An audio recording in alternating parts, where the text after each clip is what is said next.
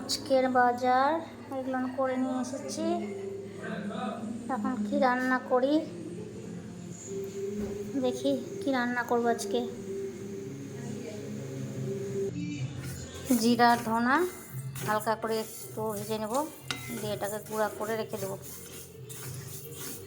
আর এটা দিয়ে আমি রেগুলার রান্না করি। রোজ রোজ মশলা বাটার সময় হয় না। সবজি কাটা হয়ে গেছে, পালং শাক দিয়ে আলু বেগুন দিয়ে করবো, আর পেঁয়াজ ফুল ভাজা, আর এই যে ছোটো মাছ দিয়ে করবো, বেগুন আর হচ্ছে আলু দিয়ে টমেটো। কড়াই বসিয়ে দিয়েছি, এখন মাছ ভাজাটা দিয়ে দেবো, আর এটাতেও পেঁয়াজ ফুলটা দিয়ে দেবো ভাজা। পেঁয়াজ ফুলটা বসিয়ে দিয়েছি, এদিকে মাছ ভাজাটাও হচ্ছে। পেঁয়াজ ফুলটা ভাজা হয়ে গেছে, এবার এটা আর একটু হলে নামিয়ে নেব। মাছের ঝোলের বেগুনটা একটু ভেজে নিচ্ছি, অল্প একটু ভেজে নামিয়ে নেব, পরে হচ্ছে ঝোলের সাথে দিব। এটা হচ্ছে পালং শাকের তরকারিটা একটু ভেজে নিচ্ছি, আর এটা হচ্ছে মাছের তরকারি ভাজা হয়ে গেছে। এবার মশলাগুলো দিয়ে দেবো, জিরার গুঁড়া, আদা বাটা,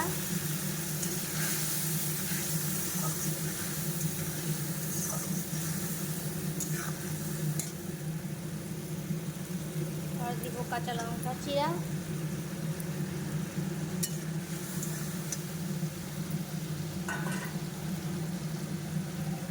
তারপর শাকগুলো সব দিয়ে দিব। তরকারিটা ভাজা হয়ে গেছে,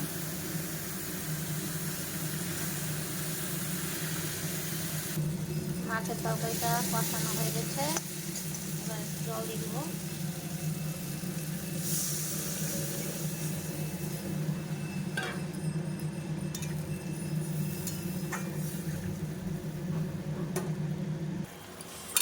এবার দিয়ে দিব ধনার পাতা আর মাছ আর বেগুনটা।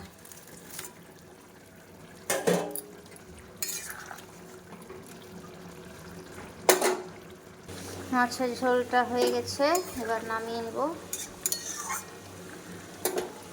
আর এদিকের পালং শাকটা জল বেরিয়েছে অনেকগুলো, শুকিয়েছে, তাও এতটা জল এখনো আছে।